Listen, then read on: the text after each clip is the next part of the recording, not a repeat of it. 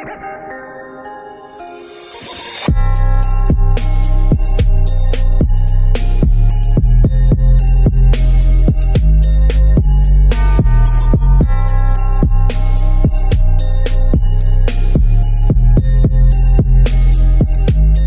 up, my fellow flyers? Welcome back. We got another episode here on FPV RAW. I'll be your host, Ruben Howdigi. Some of you guys might know me by now, but today I was able to get a friend of mine. He is a very skilled pilot. Now, he's a real pilot, not like us little nerds that fly toys. He's a real freaking pilot. I got Tyler Darby, aka FPVav8tr. He's here with us right now. Hey, Ty. The crowd goes wild. Jump on in. So, you are a real pilot. That's what my mom tells me. and I am a darn cute and highly skilled pilot. I'll tell you that. Dude, I've been following your pictures on the Facebook post, man. Dude, you get around, and not in a bad way, in a good way. Yeah, it's something. I do get around, and it's kind of cool because I get to see all the people that are in the FPV community. Oh man, how long have you been doing that? You know, flying all over the place. Well, let's see. I'm 46. I started when I was 20, so I've been doing this 26 years now for work. Since I was 27. Oh wow! So what are we coming up on 20 years of flying around these United States and the world? I've been around the world quite a few times. And now you're playing with the toys now? I started with the toys. Who really? I don't know who hasn't. Yeah, I started with RC airplanes back in '83. I was 13 years old. Holy mackerel! And yeah, and glow fuel. You know, I was listening to your podcast last week with Hugo, and him and I have like insane parallels to how we grew up in RC, and then and what we did leading up to FPV. Yeah, and the time frame, they're almost side by side. Ah, they said, "I'm just a pilot." I mean, RC airplanes led me to become an actual pilot. There's no doubt about it. That's the way it happened. Wow. So I mean, I've seen you race, and you're pretty freaking badass as a race pilot out there at the races, and I seen you fly at the NAFPV, and you were damn good, man. Thanks, man. Yeah, well, I have Shelby on a trainer cord. I just move the sticks and look like I know what I'm doing. Shelby's a damn good pilot too, man. I love Shelby. Yeah, he's crazy. He's fucking crazy, but yeah, he's good. I want to beat him, but he's crazy. You keep making the jabs on here, and then he'll slowly he'll be like, "Hey," and then we'll get him on here, and then you guys can go back and forth. This is gonna eat him up. I'm not gonna go easy on him on this show. Well, I mean, you've been around for a long time. You know, I met you online on the group that we're not supposed to talk about, but you know, we've been goofing around. You know, we've been watching everyone's builds and everyone's input. And when you guys go out to fly together, man, you guys always, you know, fly in an awesome group, and it's just good camaraderie that you know, you guys get to do it so much, and you know, I get to do it so little, and I have to watch and sit back. I got the back seat back here. What group? I don't know what you're talking about. Yeah, I feel for you, brother. I know the plight of the West Coast guys, you know, and that, you know, it's very well ingrained here on the East Coast, even though FPV Wings is fairly young. You know, it's well ingrained. There's a lot of core guys, you know, that I've gotten to know over the last 4 years. You know, I started out with I started flying RC airplanes 33 years ago. Oh, wow. Right? But I'm still mediocre at best. But no, you're good, dude. So I used to go to Hong Kong quite a bit, and for work. I was flying on a cargo 747 hauler, and so I'd go around the world a lot. And I just started to get back into RC after having kids, and they got a little older, and they got a little more daddy, me time available. And so I started getting back into the RC because just like everyone our age, we give up things for periods of time that we used to like to do, especially when you're a parent. Oh yeah. So I started getting back into the RC, and electrics really, I found out, just by getting back into it, that electrics had really come into their own, because when I was doing glow fuel in the late 80s and early 90s, electrics couldn't get out of the way of their own shadow. They they were just pathetic. They really wasn't there. So when I jumped back into RC around 2011, 6 years ago, really jumped right back into it, and then went right to electrics. But then, bam! Like, oh, here's FPV in my face. Like, here's this new thing. I was like, that's really cool. Yeah.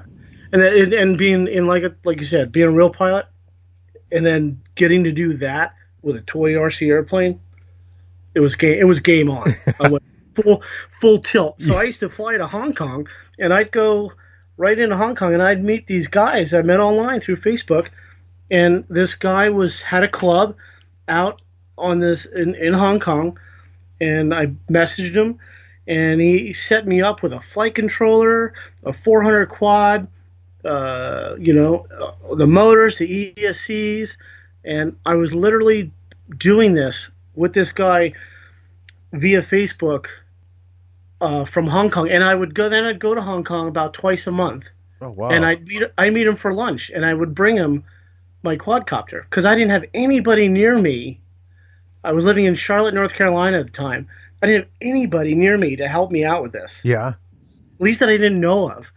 And so I'm learning to fly and get a quadcopter to fly with a guy from Hong Kong. And that was pretty cool. And then I slapped the camera on it, and that was back in the day when all the receivers and transmitters, they were all separated. Yeah. Like, this was this band, this was this band, this was and you had the Chinese stuff that was like 5 million watts. And so was he a manufacturer, or was he just a guy that had the fresh stuff? He was the guy like me and you, just a guy doing the RC in Hong Kong and China. Yeah, with a group of buddies. I got a great picture of me in line with them at their flying field, I just found him online because I said, hey, I travel to the Hong Kong a lot. Is anyone there that can help me out with quadcopters? Because it seemed like a lot of the stuff was coming out of it still does, comes out of Shenzhen. Yeah. So you were the grasshopper? Which is right up the road. Grasshopper. Young grasshopper. So, in a nutshell, that's kind of how I got started in FPV. Dude, that's freaking crazy. I mean, like your work lets you discover a new talent. I mean, is it the same? Well, this is so much more fun than work. I mean, oh hell yeah! This is crazy. I think with anything, when you get a paycheck and you're obligated by a schedule and a time clock, and then you have bills, what you chose in life to do that, to pay the bills, loses a little bit of its luster. Mm-hmm. But when you get to do your hobby, and you're not paid, yeah, it's even more enjoyable. I can't listen. I'm sure Shelby is having the time of his life. Oh yeah, the time of his life. But I'm just talking about me now. And I think a lot of people share the same sentiment. If you started to pay me, and I got to do something, I got to go to a race, I got to do this, I got to do that, it would lose a lot of the fun. Yeah, it would for funness of it. Yeah, definitely. Is that a word? Funness? Yeah. Hell yeah! It's a goddamn word here. It is now. You coined it now. So. Well, I think the main thing, because I've been in the construction realm and listening to some of like the guys that live in like the yellow light, the yellow light, the cubicles, when they start telling the guys who actually do work, and they start telling us what to do, and we're like, what the fuck? Like, why the fuck do I put up with this shit? You know, why? There's got to be a way. And so if there's an outlet that you can find a hobby that you're doing that can get you out of your 9 to 5 to listen to some doofus in a cubicle tell you what to do, you know, and then finally getting paid. Oh God, that's a dream come true, man. Well, I'm very lucky that I get to travel the world, mostly the United States now, for my job. You know, you put me in a cubicle, and you know, I know this is public and going on the airways, but you know, you might as well put a rope hanging from the ceiling and a stool underneath my feet, because I'm not going to last long. Just send your complaints to me. I'll deal with you. I've never done the office job. Yeah, you know, neither have I. So I've always been flying. You know. Yeah. That's it. So, am I talking too loud? I'm on this new laptop. I have no idea what I'm doing. No, you're doing good. I mean, for what we have right now and the time frame of, you know, was it like 3 hour difference? Yeah. Yeah, this is fine. This is fine. We talked about this earlier. This is daddy time. This is me time. You know, the wife and the kids are asleep. I'm in my workshop in the basement. I wish we were doing video, because I have a cocktail. I'm not kidding, Ruben. Is that a drink, or are you just out running around your chonies? I have a cocktail. Hold on.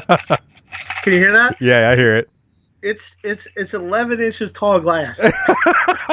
Hey, what you remember? Was it Christmas time or New Year's time? You were doing like little segments, and I think you put on your Instagram. You were building something, and you were pouring. I really encourage people to go see that video, because that is one of my favorite videos that I'm so proud of that I did.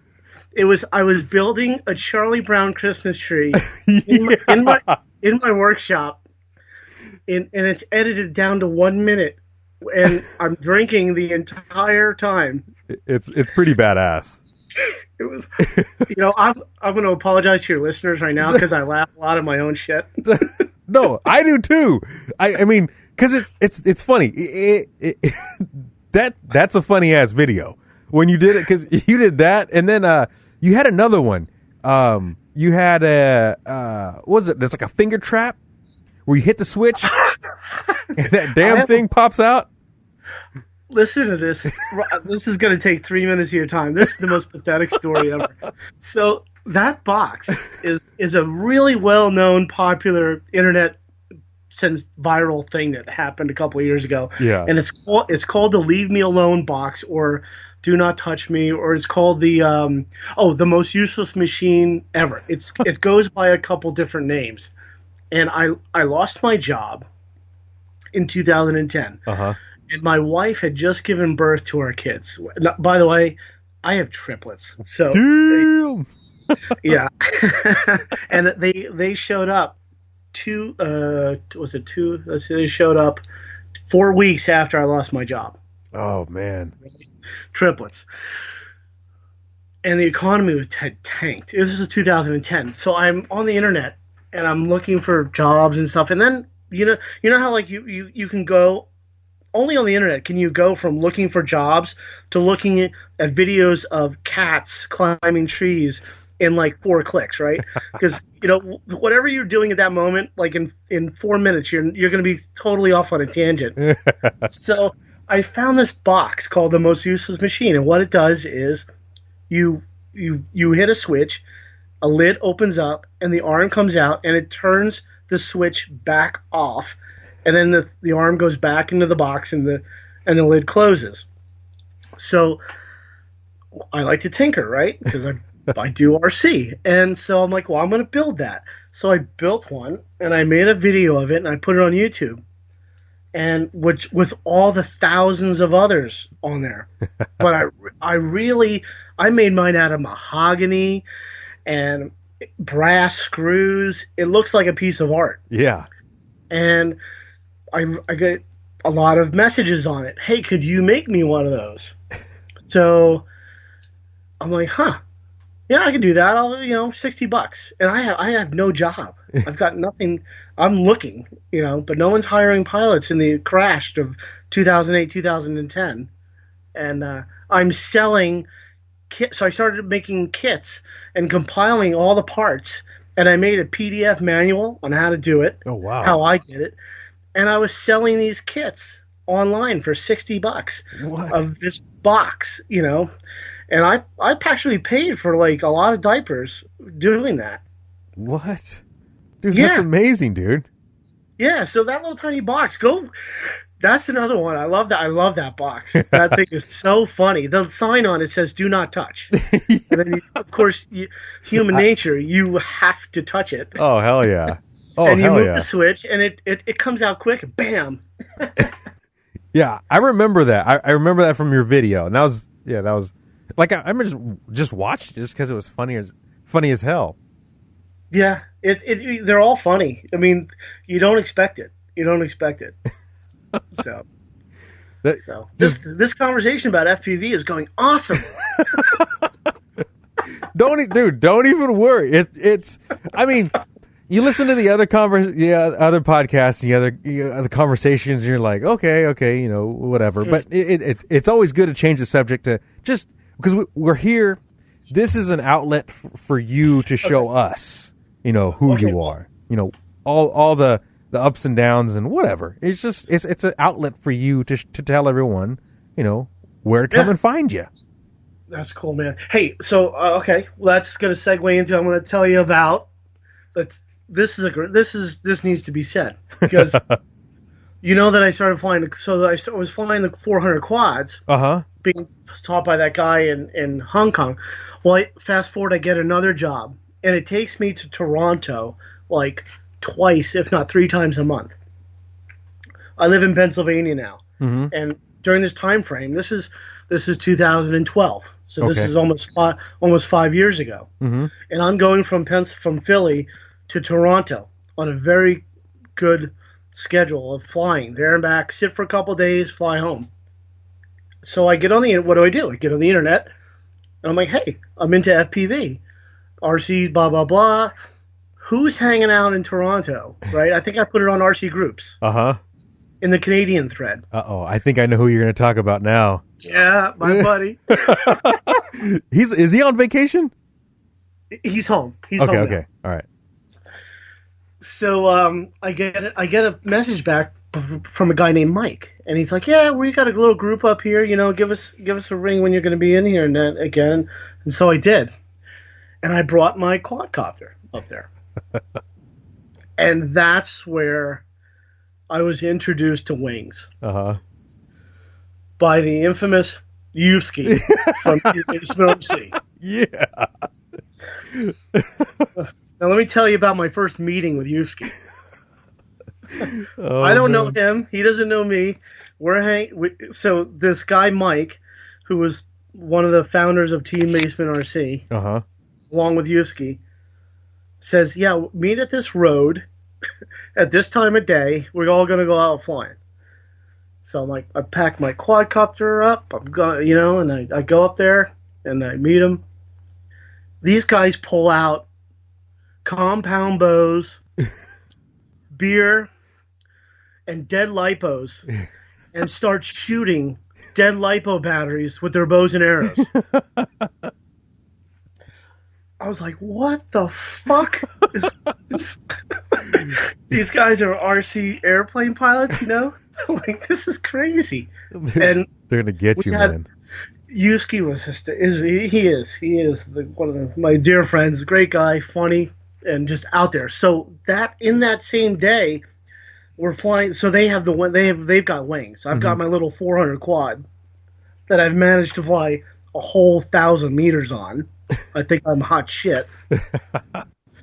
And they pull out these wings, and one guy, he's got Dragon Link. One guy had Easy UHF. One guy's got a 2-watt boost. He's got a 2-watt 2.4 gigahertz booster. Yeah, you know, damn. Strapped to his radio. He's like, you need one of these, and he's got a patch antenna on it. He's telling me everything I need, and these guys are flying like kilometers away, like miles. Yeah. These big honking 60-inch wings. So they land, we come back, they come back. and we all hop in the car. They're like, let's go to this spot. And I'm like, okay. So we all head over to this place, and you have to hike through the woods, okay, with all your gear, and you come out on top of a cliff. This cliff sits over a winding river that looks out towards a train bridge. Oh, man. Now, I grew up flying RC airplanes on, you didn't have poles around, you didn't have, you didn't have so much as chairs. And these guys are launching 60-inch wings off of an opening out of the woods over a 300-foot kind of cliff down into a river. And they have to land back into a spot that is only 20 feet wide. They have the smallest window, and then the depth. I mean, they're just crashing their wings back into the cliff. And I'm like, these guys are insane. And so Liuski's on the sticks. He's got his wing ready, and this guy, I think it was Ryan, chucks his wing, and he chucks it really bad. And the thing does a 90-degree turn right back into the cliff, 180 degrees. Man. So I'm like, oh, that's the day. That day's over. We're gonna pack our shit up and go, right? No, these guys, they climb down the cliff, they climb back up it with the wing, they do a few repairs, and they're back at it. They come back, he lands, and I'm like, oh, that's it. The day's over. We're going home. Back in if I broke a control horn, I was going home. Yeah. Oh, yeah. Right? So these guys are they're throwing wings off of cliffs. They're shooting dead light posts. They're landing in 50-foot trees. They're getting ladders and huge branches to climb up these trees like monkeys. and they're flying all day long. And that's Team Basement RC, man. And that's Yevsky. They introduced me to wings, and it was game on ever since then. Yeah, they've been doing it for a long-ass time, man. Oh, they have. They have, no doubt. They became the go-to guys in Canada to get your information on flying FPV. Oh, hell yeah. I remember watching Yuski's build videos, like, way back in the day. Like before. And him and Chris's build videos, and Lee from Crash Test Hobby, like, back in the day. Like, I remember their videos. I found a video of him that a news organization came out and did a whole thing on them. The Discovery Channel. Yes. Yep. And Yuski looks like, he hasn't hit puberty yet. Looks like a little kid. He still had soft hands. It's like, I don't think his left testicle's dropped yet. He's gonna be pissed. But you might have to cut that one out. I know we're gonna leave it in. Fuck it. But Yuski and I became really tight, and with as much traveling up there as I did, and his family and kids have been down to my place here in Pennsylvania. Mm-hmm. We've been in the pool. We get in the pool and eat and barbecue and go fly. Oh, man. See, dude, that's another reason why, having guys like you on here, because those stories, dude, those are how you meet some of the most awesome, badass people out there in the world. Well, and so through them is how I met Bender. Okay. It was funny. I had to go to Canada to meet one of the Northeast's most famous FPV pilots, Bender. I had to go through Canada. Go figure. So Mike and Yuski are telling me about this guy Bender, who flies from his house. The great one. He's like what? The Yoda? Oh, dude, that's perfect. He's like our Yoda. That's perfect. We're just going to refer to him as Yoda, the Jedi Master. So the Jedi Master is, there in New York. He's not too far from me. And I'm begging to, get an intro. I don't want to seem too awkward. Because going to Bender's, that's that. Uh-oh. Hold on. Let me pause it. And so it eventually happened. Hold on, Ty. We got a little internet connection loss there. Yeah, no problem. Go back to where you went. You were talking about going to his house. Sure. So my in with Benders was through the guys through Canada, right? So it eventually happened because it's invite only to get up there. And back in, this is still around 2000. This is now just around 2013, 14. Uh-huh.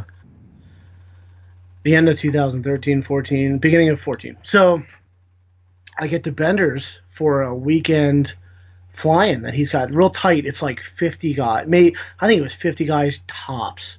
I don't even think it was that many. So here, Yuski comes down from Canada.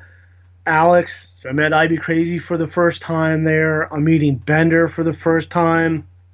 And I got my awesome Bixler.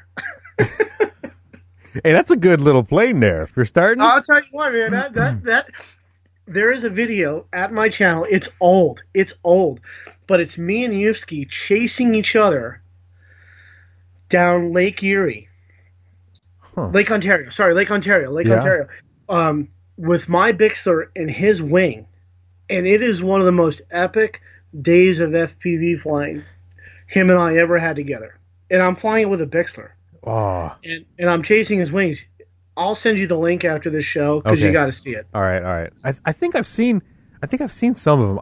I just in a couple episodes ago, I put the one. Remember when Yuski's in the back? He's in the back of the car flying one of his 60s, and he's like chasing the car. I put that one up. I gave him a shout out for video of the week on that one, and that one's a pretty badass video because the car's driving and you see this like wing all lit up. And you're like, what the fuck?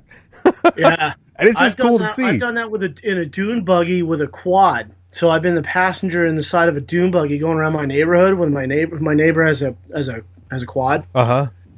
One with a roll bar, like really more like a dune buggy, not a quad. Yeah. And so I've taken my quad up in the neighborhood behind us, zipping around there, and that's hard. I mean, because you have the motion of the vehicle that you're fighting against. Your common sense is telling you what's going on in the goggles. Oh yeah.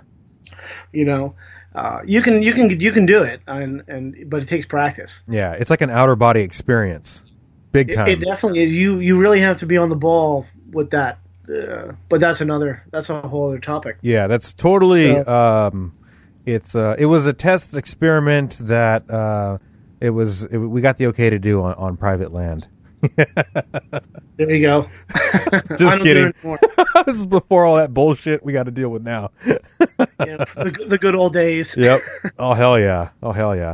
So I meet Bender, and I meet Alex, and I'm hanging with the TVRC guys, and I quickly after that trip, Bender's, I graduated right up to from the Bixler to the TBRC 60. And that, quickly became. I'm married to TBRC. Those are my go-to wings. But I had your jug. Oh, I bought your jug right after I bought the 60. Yeah. Yeah. Oh, yeah. Yeah. So you were just coming on. I remember you and I talking. I was still a noob. But you were making kits, right? And I got one of your kits.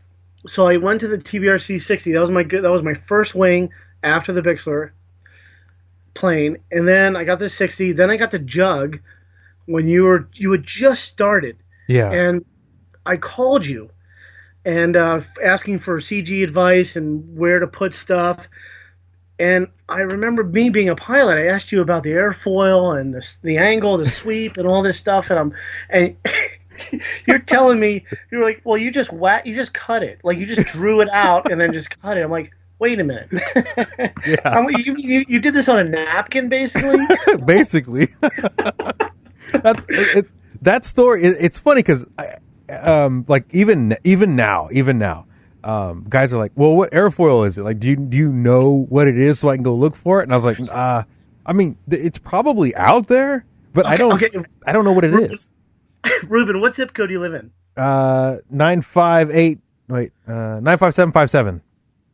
95757. Okay, so your airfoil for the jug is the R. It's the RJ95, whatever your zip code was. So when people ask you what the airfoil shape is on there, that's what you're going to tell them. I'm gonna write that down. I swear. Give him your initials and your zip code.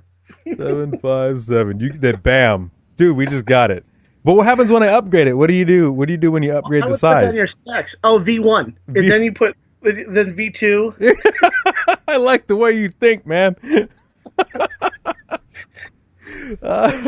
is a new improved airfoil. Goddamn right.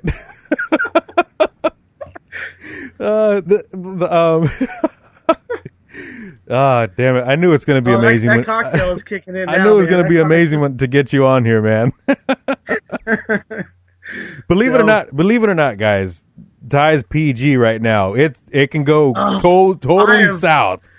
I've really held back, man. I can't believe it.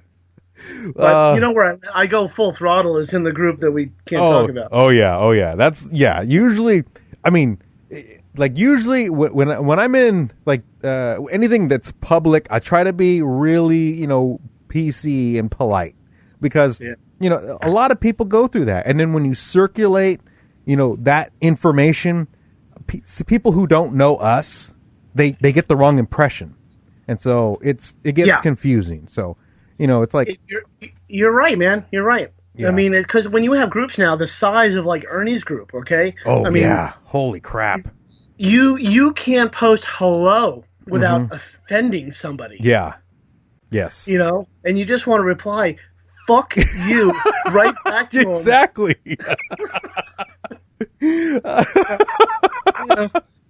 Well, how's your day going? Great. I'm offended. Yeah. Fuck you. Well, that group, what's it at? It's at like 15,000? It was up to 17 and change, man. Oh my God. You can't do that. You can't do that. Jesus. I mean, yeah. I would say it's one of the biggest groups. It is. Well, and for us hobby guys. Because he was the first. Yeah. He was one of the first, and Hugo did it right by, at least the way I think he did it right with this group. Yeah. The one we can't talk about is keeping it small and tight. Yeah. And look, believe me, you and I, there are groups out there that you and I have no idea. Oh yeah. Just, like, there are mini quad group clubs or Facebook groups that are secret. Yep. Just like that one we can't talk about. that we don't know about. We'll never be a part of. Oh yeah. That's important though. That's important because you can't make everyone be a part of these huge 17,000 people groups, and they're just not all going to get along. No, it's not.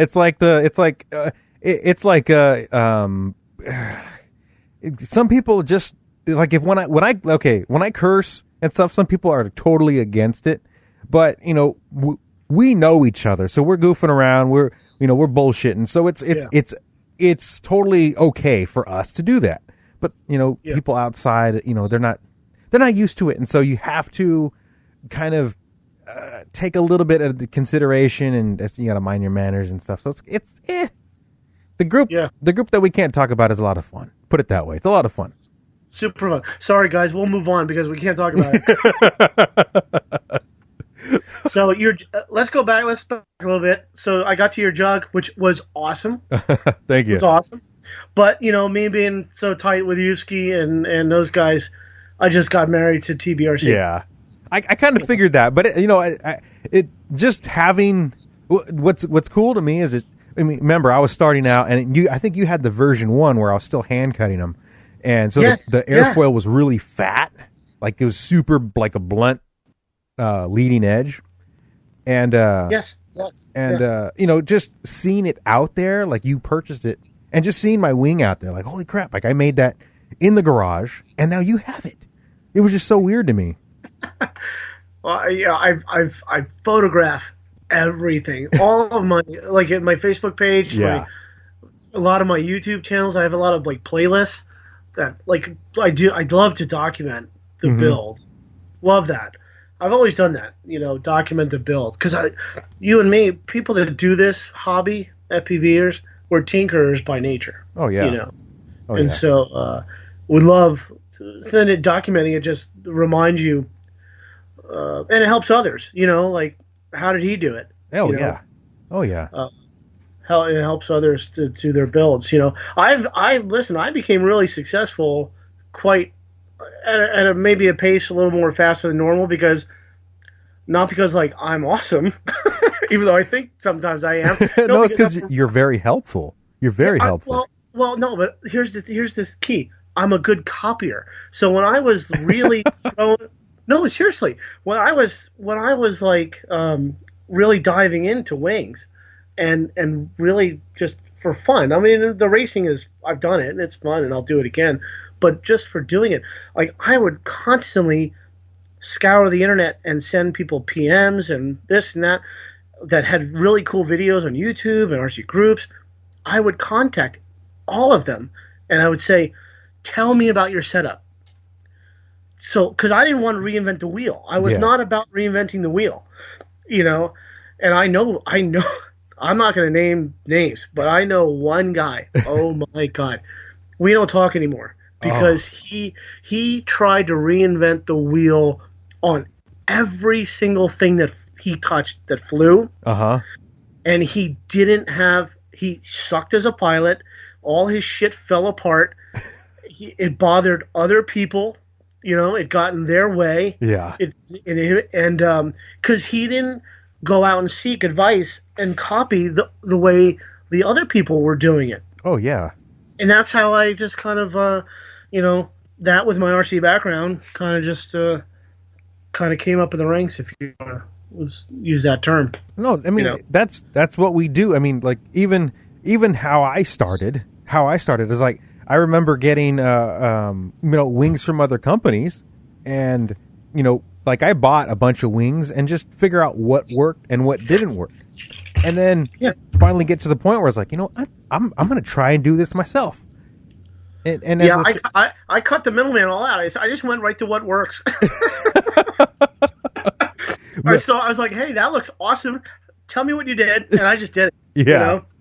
The style that I like the most of blending is like a little bit of right wings, like methods of sloper style, Lee's crash test hobby, combat style, how reinforced it is, and just how sleek everything looks, almost like a mechanical. You ever seen the bottom of an F-22? How just it almost looks like the F-22 has like fucking six pack. It just looks weird. It just It just looks. Okay. I like blending stuff, and using everyone, and like just like Yuvsky's build style from back in the day of how he used the other tools to kind of heat up and create your channels. Methods like that. Like I seen Josh Bixler from Flight Test put goop on the front end of a pop wing, and that inspired me to put goop inside of the bays. And like everyone out there, like all inspires us. So well, the Shane and Heather. No, I don't know if they came up with it, but this is where I first saw it. So I got a wing. I got a Team Legit Twin Sue. Okay. Which I love. It's my only Team Legit thing that I like because I love anything twin motors. Oh my God. But so they had a great tip on a show they did about keeping the negatives of the wings and then using those to support the wing as you laminate. Oh, they did it on Flight Test video. Yeah. They were a guest on Flight Test, and I mean, I'm in my shop. I've done monocoating for years on stuff, and then I've built a lot of wings, and I would have never have thought of that. But believe it or not, that was I think Right Wing used to do that. Did Right Wing come up with that? I think so. I mean, someone was the first, and then it trickled down, and it probably spread like a lot spread very rapidly. Yeah. But I'm just saying that's where I saw it first. Yeah. With them, and I'm like, that's just effing brilliant. Yeah, I mean, like even the Dremel method, like the Dremel method works really good, and that like I started using that for like like the middle stuff, but and then I like what I use now. I haven't showed anyone now, but I got a utility knife, like a long, like almost like a shank. I heated it up, put a 90-degree bend in it, and then I use that to cut the bays now. So it's a lot faster and it's just cleaner. But well, me and Yusuke, we do the Weller, soldering iron with the wire shaped template, and it works. That one works good too. Well, especially on big battery bays. Oh, hell yeah.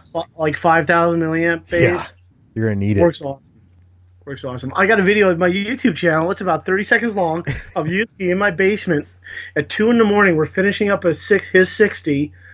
We're either drunk or we're like we're already hung over because it's 2 in the morning, but we have been up all day with the family, barbecuing, drinking in the pool, and then we come to my basement to work on his wing, and we are just like zombies.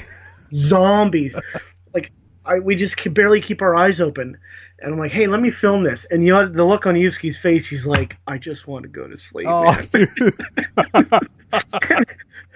But I'm like, we got to show people this way to cut the battery bays out of wings. It was great. Oh, hell yeah.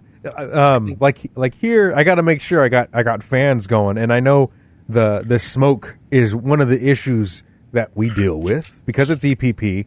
Yeah, man. It's burning plastic, so it's not the best thing to smell all the time. But it's not the best thing to breathe. Yeah, you don't want to. Yeah, it'll make you sick. So like razor blades, I started using razor blades here, and man. It's just tricky. These are the things that guys who don't know, we are telling, and we're trying to show you guys other methods because we don't want you to learn from our mistakes. So yeah. Well, the Bender. I went to so Bender, Merrill. I've been up there a couple times now ever since that first time, and he's one of the best guys in the world. Him and I were cutting bays for his 60. And it was like, hey man, throw this mask on right now. He has 2 masks, chemical filters, yes, chemical and gas filters, and like in my shop, I throw a window open up, I throw a door open and a fan. I probably should. I got to change my ways, but I don't cut EP. I don't burn EPP a lot. Yeah, but he was hard. He was adamant. Yeah, adamant. You put that mask on. This shit will mess you up. Yeah, it messed Chris up. Did it mess up Yusuke? I don't know. He never said anything, so I don't know. Okay. I don't know. Yeah, maybe he doesn't remember. He's so messed up. He blacked out. He's like, oh god, why is I'm missing organs? Did I sell my kidney on the internet? Hey, we're not giving Shelby enough shit on this show. Like 50 minutes ago, I said I was going to give Shelby a bunch of shit, and we gotta segue. You faded out. Let's see what else can we got to make. What the can guy's we talk about? Crazy. The guy's crazy. He flies super fast and his rates are super high. I mean, you normally when we fly fast, it's the faster you go, the lower your rates, because that much wind going over your surface areas, you only need a little bit. But his are like, I'll tell all the listeners what I have set up on all my wings. There you go. I have, first off, right now flying, I have 2 Reflex 38s, TBRC 60. I have a custom Reflex 38, which is the only one like it in the world. It's a twin motor Reflex 38 called the X2. Mm-hmm. It's effing awesome. You have that on your Instagram, right? And your YouTube. And YouTube, dude. Go check it out. It is an unbelievable wing. It's my baby. It's my favorite one. I have a TBRC Apex, which is 28-inch wing. Mm-hmm. And then I have the Twin Sioux. So let's see, I got 1, 2, 3. I'm looking at them in my shop here. 1, 2, 3, 4, 5, 6. I got 6 going right now. And I got about 5 in the box. So, damn. Rates. I run triple rates. So I put on a 3-position switch. Yep. Takeoff and landing. Goofing around. And ludicrous speed. Ludicrous. so when I'm taking off, I'm taking off in high rates, and when I'm landing at high rates, and the full weight of the most throw. Mm-hmm. Because I want the full control authority, especially on landing. Yes. So get it slow. Then I have this middle position on the switch is just goofing around. Yeah. And not full throttle. Because I'll over control. Maybe half to almost 3/4. Yeah. That's where that rate works the best. Yeah, you just want to do it where you're comfortable when you're like, okay, it's not too too punchy. The thing isn't so twitchy in your goggles. Like, oh my god, I can't fly this thing. I know. Yeah. And then I have the bottom. I go from high up top, medium in the middle, to low at the bottom, which is just wide open throttle. Are you running the FR Sky system in there? I used to have Dragon Link. I had it in a Skywalker. I used to have a long range Skywalker. I don't do that anymore. Yeah. I had it in my 60. I think I'm just going to go to the FreeSky L9R in my 60s, and then in my wings, like my 38s and my 28, I have the 6XR and the D4Rs. Ooh, I like the D4Rs.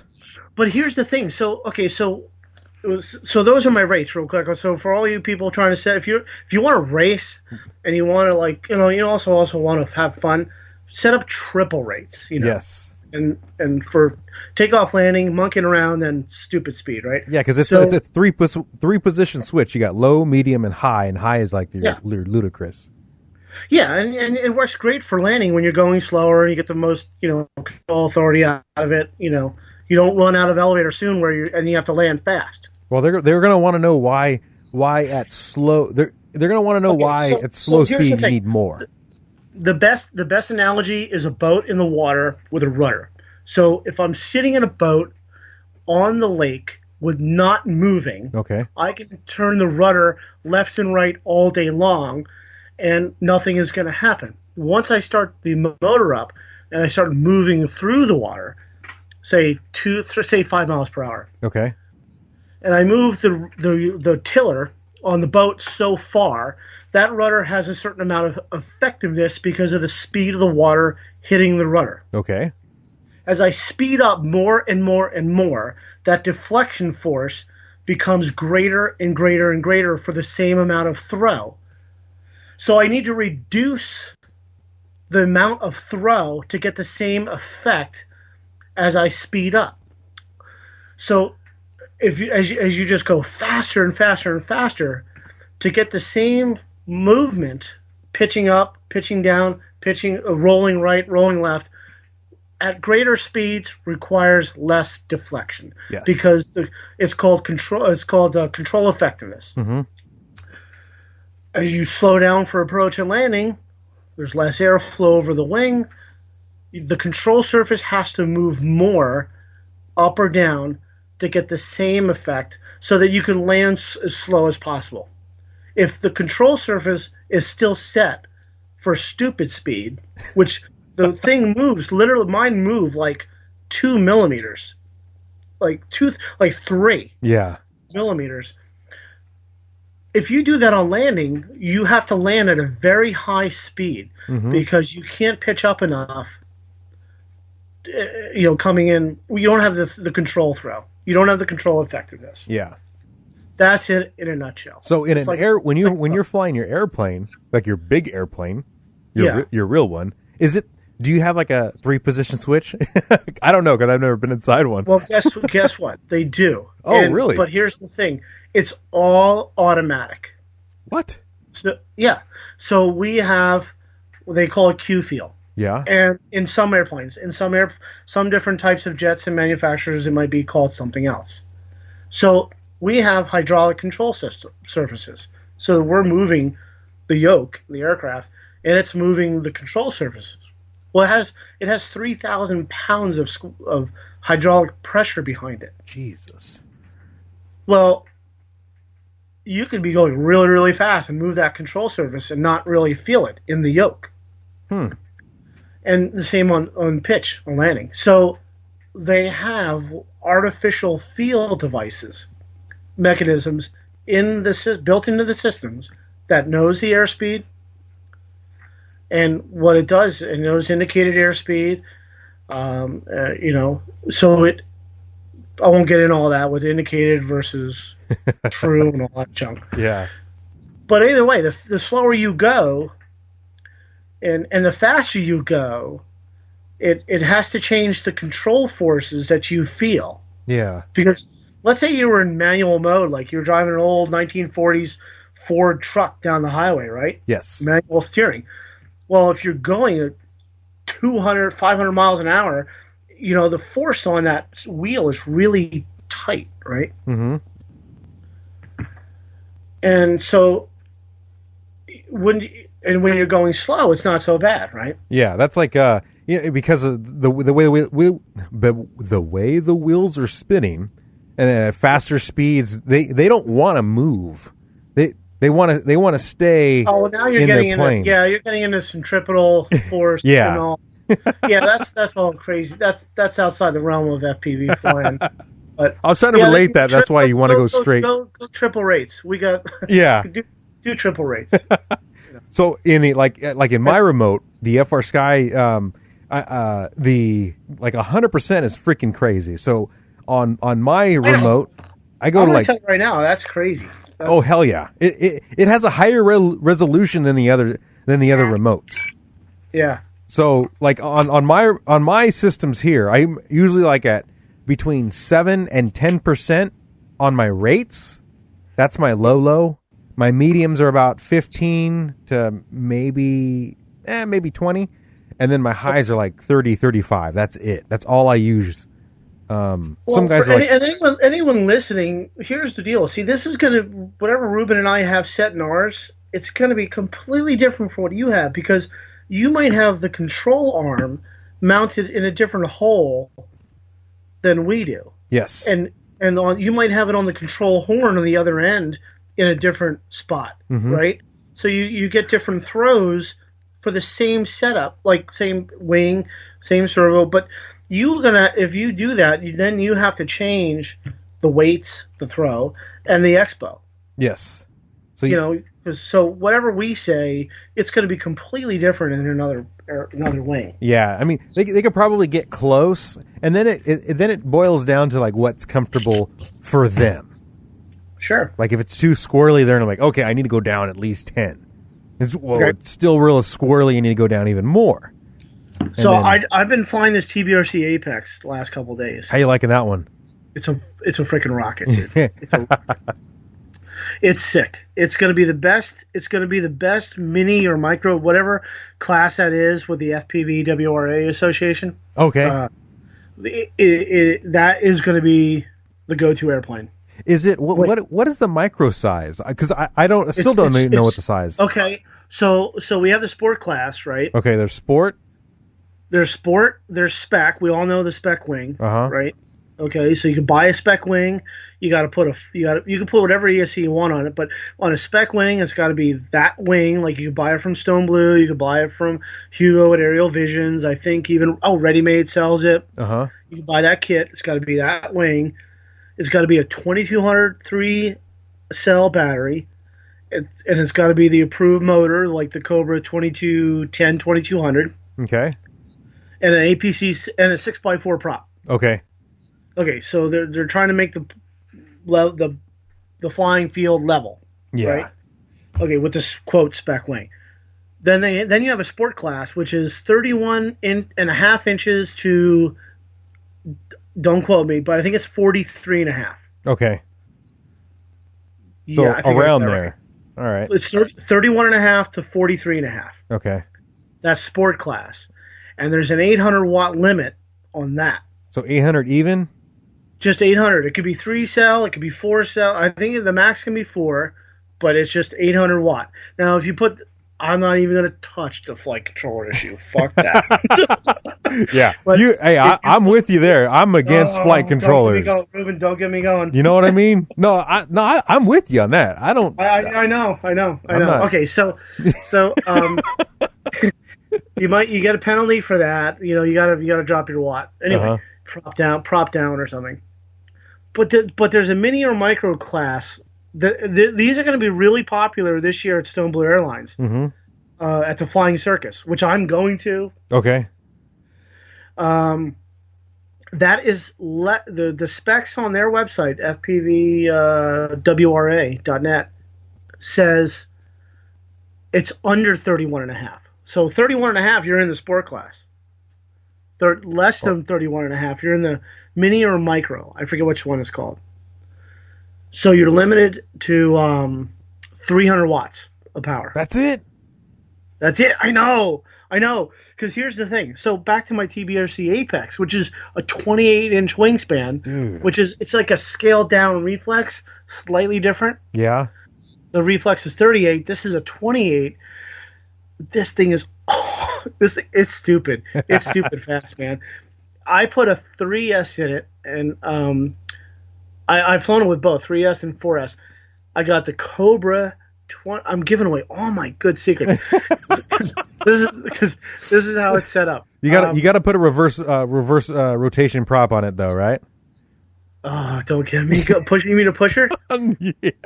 Oh, dude, if you say pusher and stabilizer one more time, I got to drink more to get through this interview. Yeah, pusher pro. There's no such thing as a pusher prop. Okay, so the TBRC Apex on 3S with that Cobra motor will put out 250 watts with I run a Cyclone prop. Okay, all right. I mean, it's fast. So I put a 4-cell battery in it, changed nothing. I got a 30 amp ESC, and it's putting out 550 watts. Oh my god. 550 watts, and I was running it today, full wide open throttle on 4S. Oh. The ESC was fine, the motor was fine.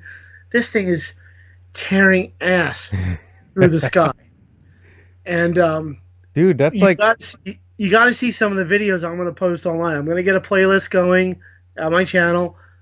This thing is a rocket. That's the how much does it weigh on that little guy? I rated it at 395 grams, 400. 390. So 300. I'm gonna write this down. 397. 95. 400. Just call it 400. Okay, 400 grams. So 400 grams. So for let's say if I wanted to race a micro class, I got to make sure I'm in around that realm, and then 300 watts of power. Well, I don't know, but yeah, the weight is the weight, whatever you can get. Okay. But that's what this came in at. All right. But the thing is, I can't race it on a 4-cell. It's quote illegal. I can't do it. Oh, it's 3S only. No, it's 300 watts only. Oh, that's right. Okay. But if I go to the race and we watt test prior to the race, it's not going to pass on 4-cell. Well, 500 watts, yeah. No, all right. Well, but I throw all I do is throw the ready-made. I got a ready-made 3S 1300 in it. And it goes right to 250. Oh man. Same set, and I have to do nothing with the CG. It's the same. The 4S that I'm running in it, which is a 1100 milliamp, and then the 3-cell 1300 milliamp that I'm running, they're virtually almost identical. Yeah. So I have to do nothing with weight with the CG. Huh. I just swap batteries out. So I'd have to modify my runt to compete in a race like the micro, because it's 26. It's 20. You're fine. It's under 31.5 inches. But the watts though, because mine's 3S and it does like 420 watts, 410, 420 around there. For that reason, yeah, you'd have to modify it, but you wouldn't have to modify the airframe. Okay.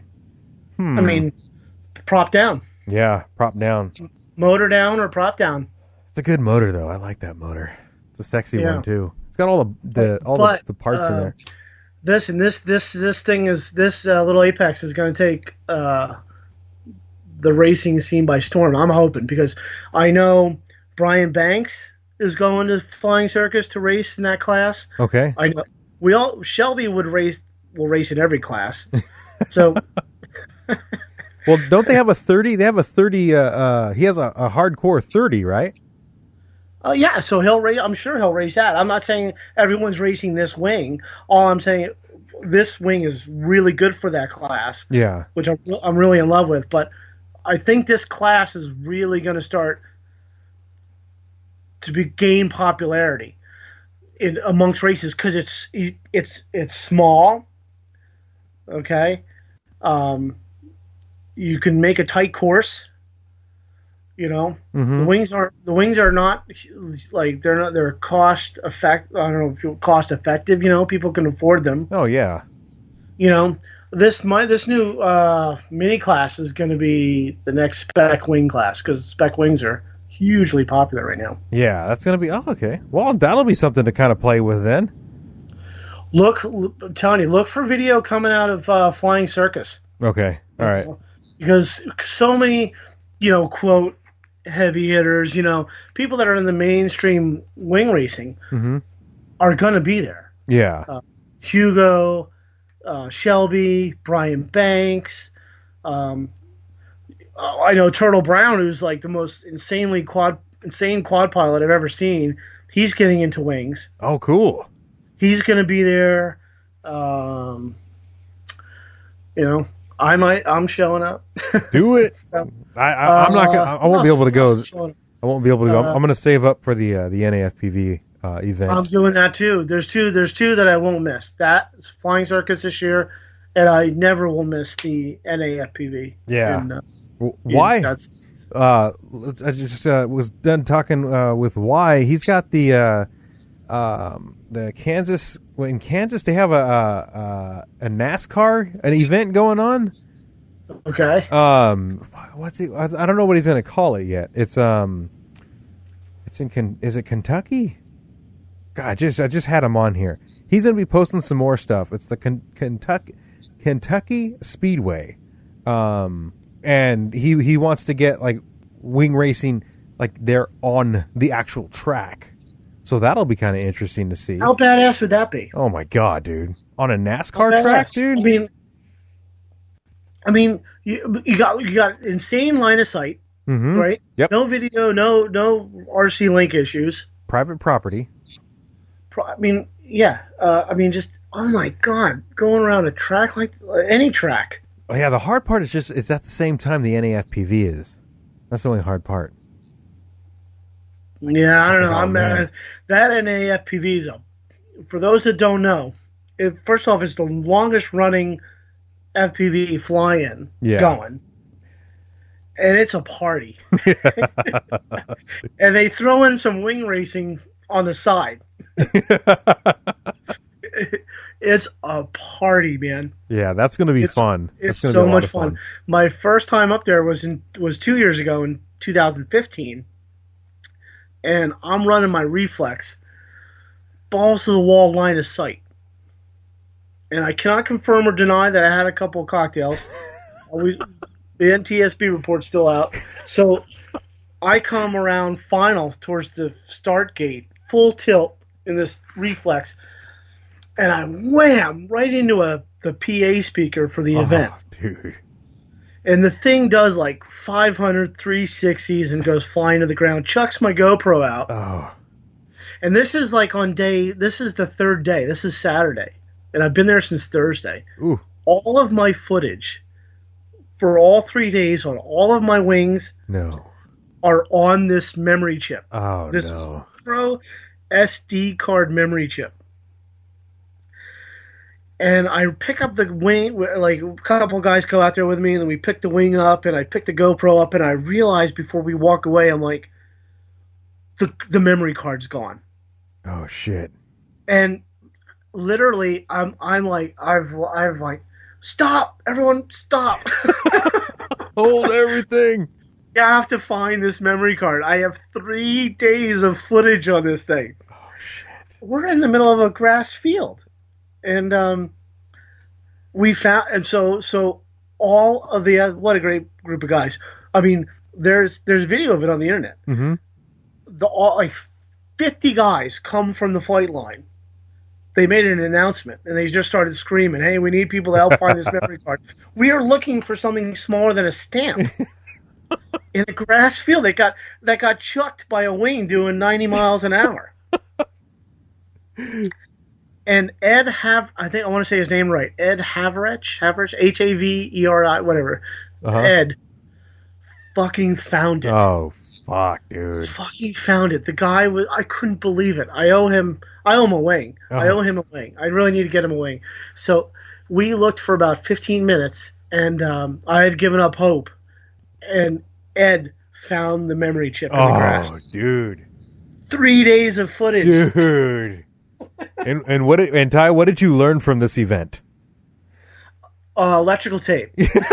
Now you can download all your stuff. Oh, fuck that. Electrical tape. Electrical tape by the ends of, the GoPro. Well, now I use the Sessions, so it's got the door. So, but the thing with the Sessions, if you chuck that, good luck finding that. Oh, I know. It's all black, dude. It's all black. So someone came up with a really great, neat idea. I forget where I was. You buy like that really thin fluorescent orange ribbon tape, like for I don't even know what it's used for. You buy it at Lowe's or Home Depot. Yeah, it's a construction marker. Yeah. Well, so grab about 3-4 feet of it, and then you accordion it. You just roll back, forth, and then you tuck that underneath your GoPro Sessions. You tape it. You tape it to the GoPro, right? Yeah. So that when you chuck your GoPro, this thing comes flying out like a streamer. Oh. You see what I'm saying? Yeah. And then you can find it way easier, dude. Oh, you're probably gonna watch it. go flying away from you, yeah. So I was like, that's just a brilliant idea. And then Josh Noon, he found, other guys have probably been doing this for a while, that reflective tape, that special, really thin reflective tape that you shine the light. It's designed to shine light directly back at its source. And you can buy it on Amazon. You can probably buy it in Lowe's or Home Depot, and you can cut it, peel it, stick it on your GoPros, and it's like the cat's eye effect. Yeah. So then when you shine a light on it, instead of the light kind of bouncing off and refracting a little bit, this comes straight back. Yeah, I don't know why they made the GoPro black. It's like, fuck, guys, like, well, they green or something. They obviously have not heard of the world of FPV. Yeah. I have chucked so many GoPros, so many feet that it took me forever to find. Yeah, I think I held the world record for the longest GoPro chuck. It flew. I couldn't find it for like a week. I have some out there I've never found. Still gone. Thank God my wife thinks all the money in this thing is like in Chinese dollars, Hong Kong dollars. Shit. Because I don't even want to think about what I've spent on this hobby in the last 4 years. Yeah, to be totally honest, this hobby is a money pit. Well, like I equate a money pit into not not getting anything out of it. We get a lot out of it. Well, in return, it's a lot of fun, but we're like, fuck, there goes $500. There goes, $1,000 on a whole system. Oh, see, knock on wood, dude. I shouldn't even be talking about this because I have never I've never had a flyaway where the whole thing has flown away and never come back. Because mostly lately, the last couple of years, I've just stuck to low, down fast, flying in close, and racing. Yeah. That's usually a pretty good bet.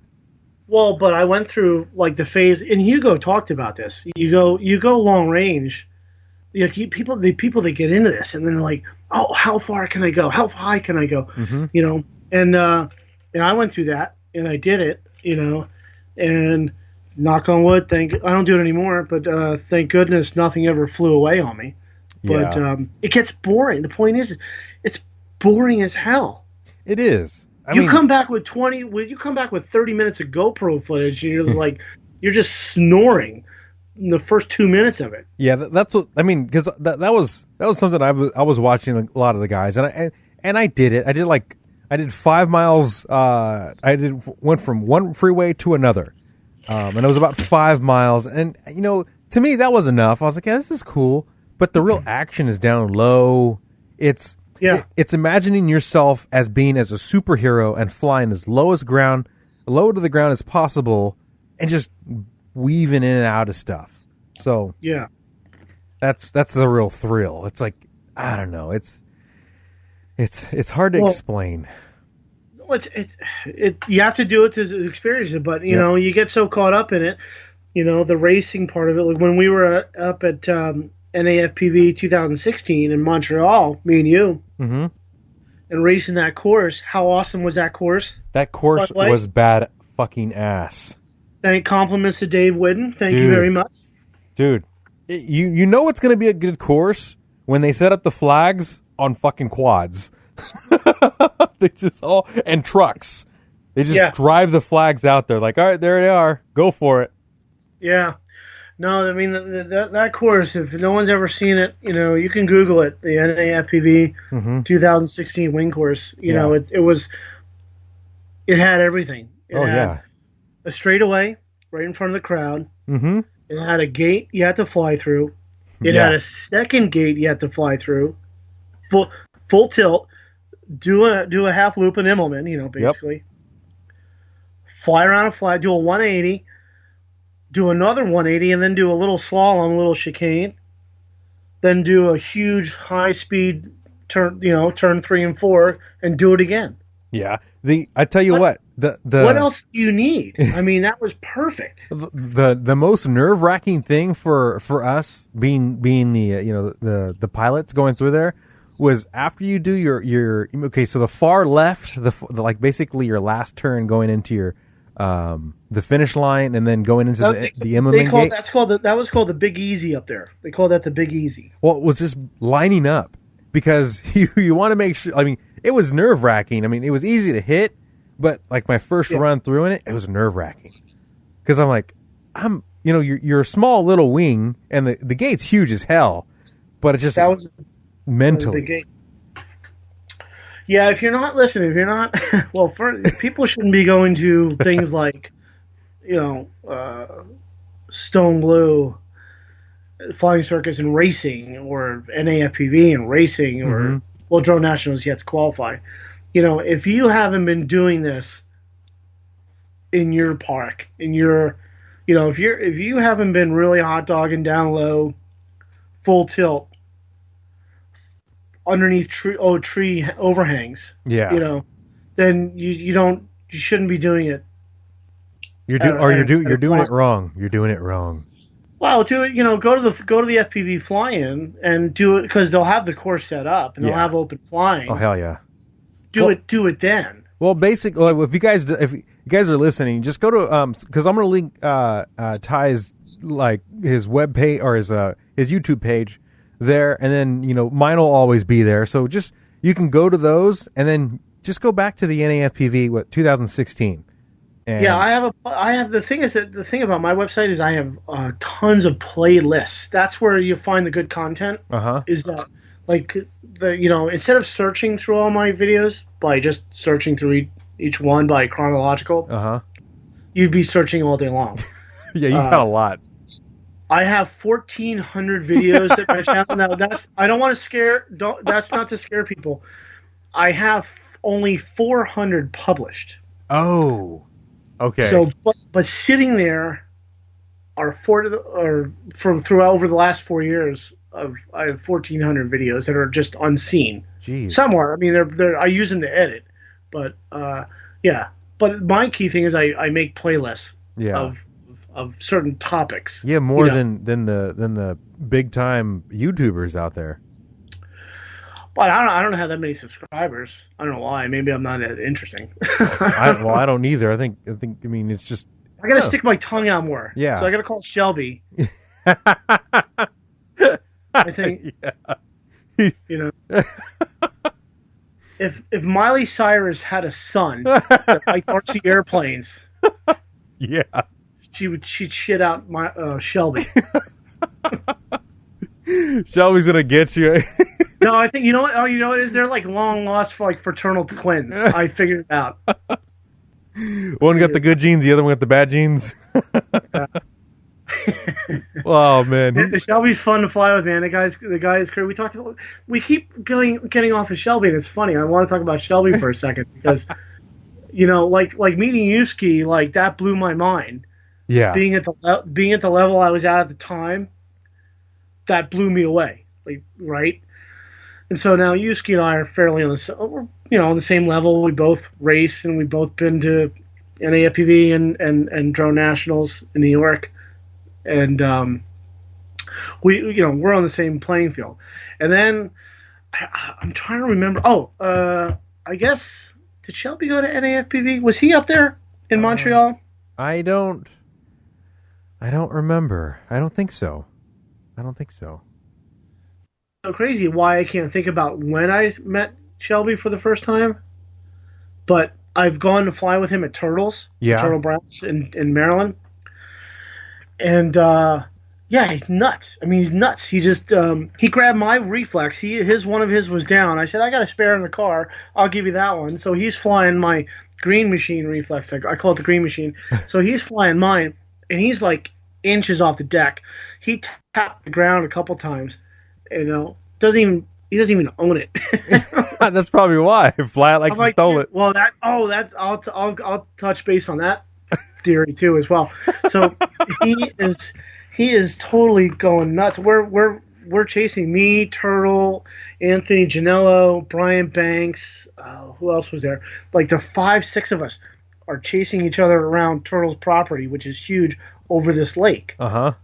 And I'm like, Shelby's like, come on, lower, guys, lower, hit the road. And the road is flanked by bushes on one side, 50 trees on the other side, and he constantly just wants to shoot down this road.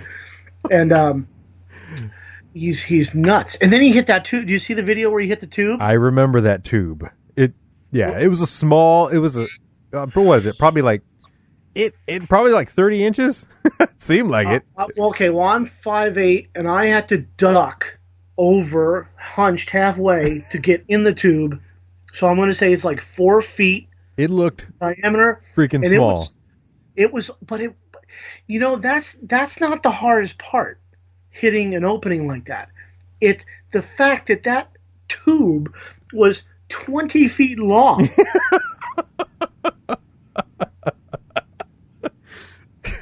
And so to take a wing, or he had not a wing. He wasn't flying a wing. I think it was a Spectre. Was it? I think it was a Wraith. It was a mini Wraith. Wraith.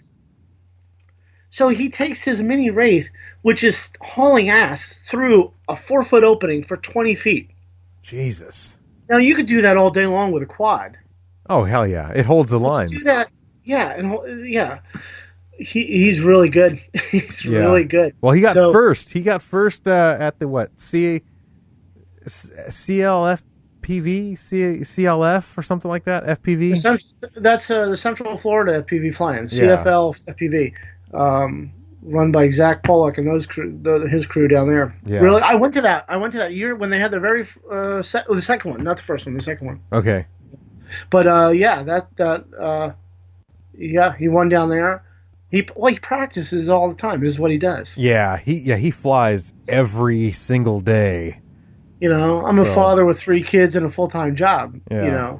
I just stole an hour and a half today, burned 4 packs, and I was like, yeah, that's awesome. I'm hot shit. You flew more than me. I haven't flown in over a month. Yeah. So, I was going to tell you something about fear. See, Shelby, if you're going to fly this stuff, the guys that are going to win, that are going to win, mm-hmm. are the guys that are going to literally fly like you stole it. Yeah. Oh yeah. Because the wings are now getting so matched up, and with so much speed, you can't back off. You're going to lose. Oh yeah. And you can't be afraid to just go wide open throttle the whole race and have any fear of crashing or losing. Yeah. It's the truth. That's what it is. Yeah. Like, yeah, you're gonna lose. Yeah, like for some of us, I mean, we spend all the time making it. You know, you're kind of connected to it. You're bonded. You know, you've seen something that was created with your hands, and you kind of you appreciate it. So yeah, you lose all. You're in the cockpit, and when you're going that fast for 3 minutes, and 2.5, 3 minutes, I duck. I'm just like, oh my god, you know, like I duck. You know, I'm like going through the gate. You know, I'm like shit. So yeah, people. I mean, I want more people to recognize this and see more and more content, and you know, just basically make more people aware of what the hell we're doing, because this is a lot of fun. I think it's a sport that's going to grow. You know, the guys that have been doing it the longest. Yeah, man.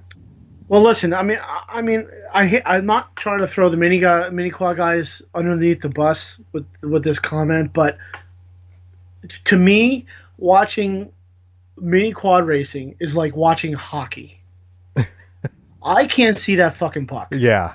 Well, you know, and it's like I just can't watch hockey. But when we were at Drone Nationals, and we all saw this, when we threw those wings in the air, I have iPhone video footage. Everyone stopped. That's what everyone was saying. Virtually everyone stopped to look up and see 4 or 5 wings going 100 miles an hour, neck and neck. Yeah. You know, around trees, through gates, around flags. Well, that's the thing. This is NASCAR meets Red Bull Air Races meets Reno Air Racing meets RC toys. Yeah, well, that's the thing that people don't realize, and I don't understand. You know, think. Okay, the mass majority. This is going to go on a kind of a side tangent, but it'll relate to what we're doing now. Look at all the other sports that are out there, and look on their vehicles, and look on the players. You have nothing but name brand crap all over them. So we have these crafts with tons of real estate on them. Why wouldn't that be the perfect billboard when you're flying down, you know, in a racetrack? I mean, well, there you go. I mean, that's a good point, and it complements an already exciting event. I mean, you know, yeah, it's when like you're looking at 38-inch wingspans and 60-inch wingspans hauling ass next to each other, making an amazing amount of noise doing it. I think what's gonna have to happen. And this is what happens, you know, because when you do watch YouTube, you do get into some weird stuff, and you start watching these clips on what the news actually does. Is that they constantly repeat, you know, phrase words continuously, and other networks will continuously use the same thing. And for us being such small and we have a community, we need to continue to say, hey, you know, wings are billboards. Wings is ad space. Wings are, you know, merchandise. You know, they're flying billboards for these companies to say, hey, I want my brand on Ty Derby's wing. I want my brand on Shelby's wing. So I think we need to get to that point so fucking fast to kind of build us up and bring these guys out of the trenches and get us flying. Because I think the one thing that's hurting us now are the numbers. Mm-hmm. Because without a doubt, you have the mini quad guys outnumber us by who knows how many to one. Yeah, you know, probably 10 to 1 easily. Yeah. Well, it's a small form factor. Well, of course. But I go back to my hockey analogy. My God, I can't watch hockey for more than 10 seconds. Yep. It's just I'm asleep. I'm sorry, guys. I know you love it, but it looks awesome when you're in the goggles, you know. Mm-hmm. But as a spectator sport, you're never going to get there. Yeah. You're just not. And it's not being trying to be mean. It's not personal. I have 2 quads now. I got a 180 and a 250. I love flying them. But they are not going to be a true non-FPV pilot spectator sport. Yeah, it's not going to be a crowd pleaser. No, it's not. You know it's just not. It's the truth. It's the truth, whether you like it or not. And some people are like, no, it's mini quads. It's going to be mini quads, blah, blah, blah. Yeah. Look at DRL. Look at what they're doing. But you want big events, right? You look at, okay, I just saw this today. It was on Vice. It was a new one, that was a new clip that they uploaded. It's esports. They even said Vice News was covering esports and what was going on with them, and how retardedly big it was in the gamer community. Now, the numbers were so high on game day for the esports. It was bigger than like the NBA playoffs. The pool for these kids to win was like $2 million. Now, these kids who play esports, they're playing video games, and what are we used to? First-person shooters. Sure. And what is FPV? First-person view. Bridging the gap between these two types of genres. I think it's totally doable. Like we have something there. I wish I was, you don't know. I wish I was 15 years younger, and because you and I, this is where we're at with this. We are in the beginning of the beginning. Yep. But how old are you? 36. 36. Okay, I got 10 years on you. But you're still an old guy. Yeah. Compared to what is going to be in the future. We are at the very beginning of the beginning of this. I would hope, and I think I'm right in this forecasting, is that for this to be successful, wing racing, there has to become established venues, and by that I mean there literally have like you have AMA fields, established AMA fields. I see this happening. I think it's going to be a long time coming, but I see it happening. There is going to be an established park or facility for FPV, for practicing, for fun flying, and for racing. Yes, there has to be, for sure. Somebody is going to do it. It's inevitable. It's going to have to be the right combination of people with personal interest and drive to do it, and with corporate, with money behind it, for their return on investments. And then to have a central location that is always available to go fly at. Because what do the mini quad guys have that we don't have? They have the luxury of being able to fly virtually anywhere. Oh, yeah. To hold these events. Well, the wing guys obviously don't. But so what you're seeing is what's awesome is you're seeing over the years these established events that are the precursor, I think, of what is to come. You have NAFPV being hosted every year. You have Stone Blue Airlines, the Flying Circus. You have Ready Made's event in Ohio. You already have Flight Test. They don't count because they're all line of sight. But you have I love them. They've done wonders for themselves in the RC community. I call them Arts and Crafts RC. But they have their spot in the industry. Yeah, we also have multi GP too. But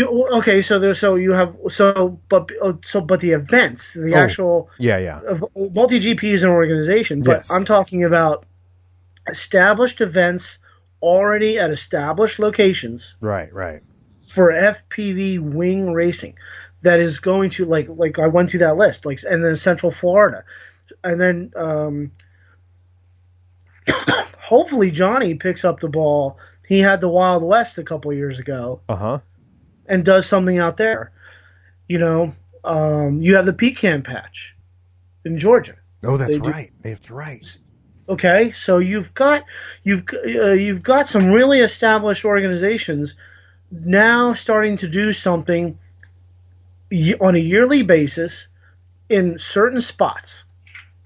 And what I'm getting at is I'm thinking that that's going to lead to somebody somewhere is going to set up a permanent established facility with enough acreage that we can go out there, practice, race, and visit. And then each year, that's where this event is going to be held. It has to be. It has to be.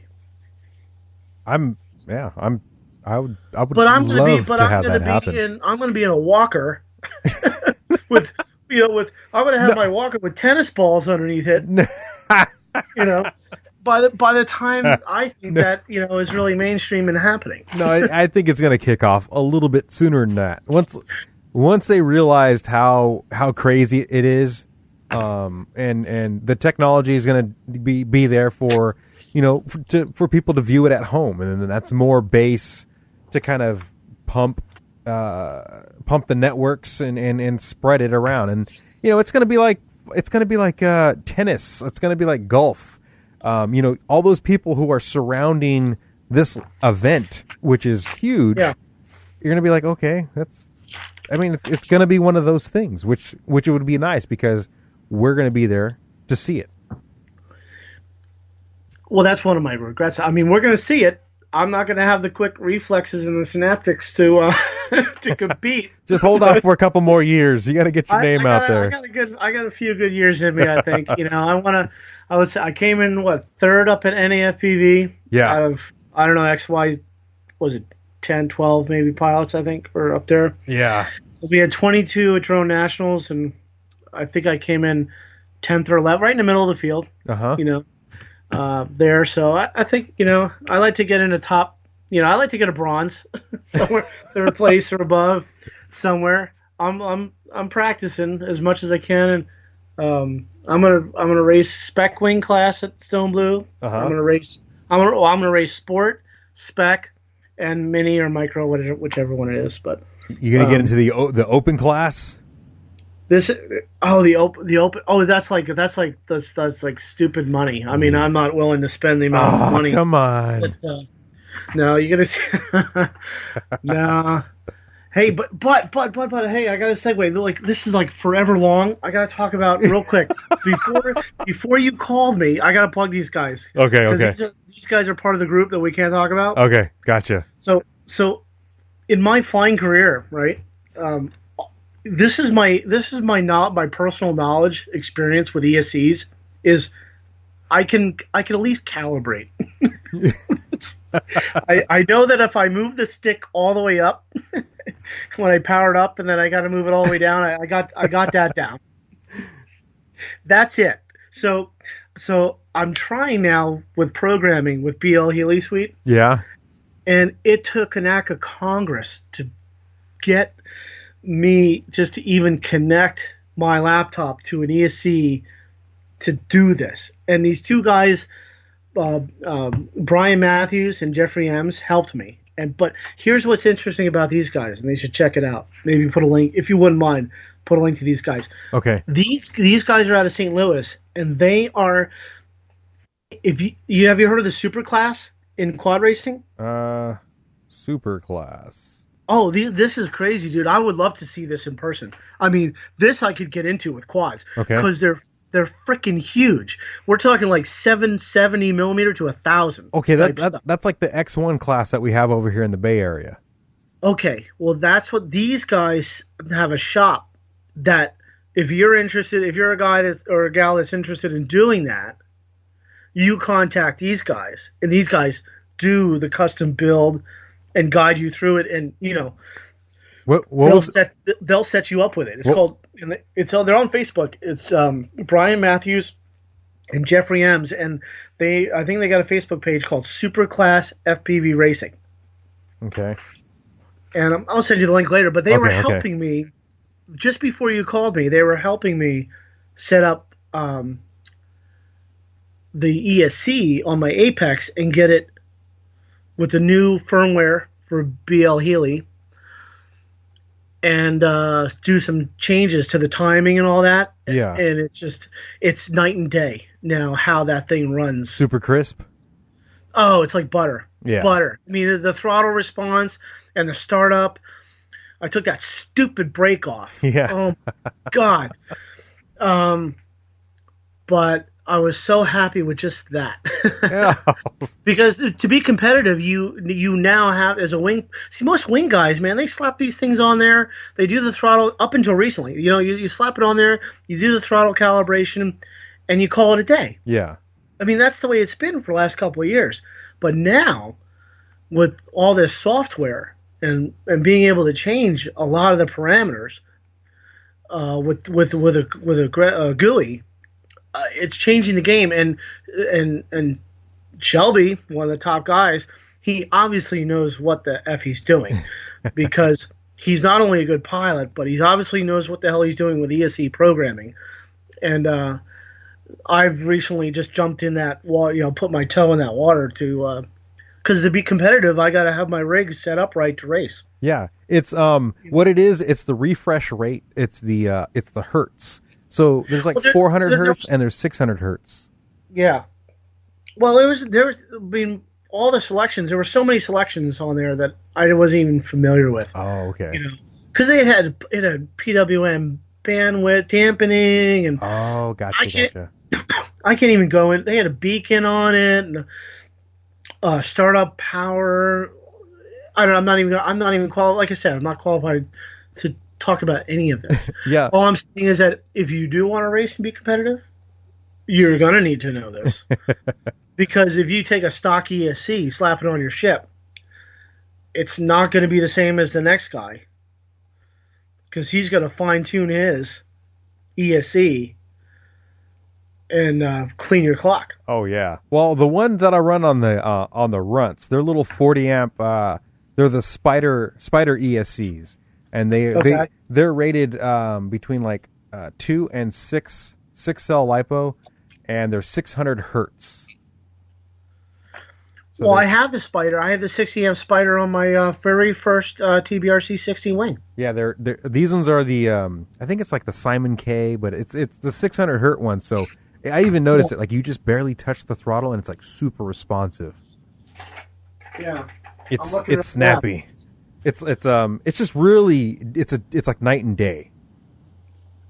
Yeah.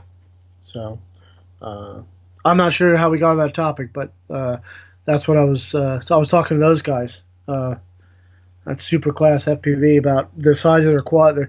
The size of their quads.